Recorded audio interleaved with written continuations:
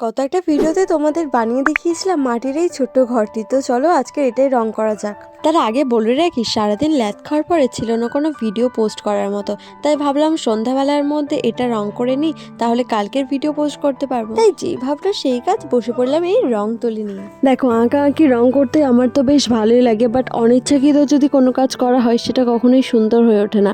যেমন এখানে আমার ইচ্ছে একটুও ছিল না আজকে ভিডিওটা কমপ্লিট করার, বাট ওই যে আমার তো কোনো ভিডিও ছিল না যেটা তোমাদের সাথে শেয়ার করব, সেই জন্য করে ফেললাম এই রংটা।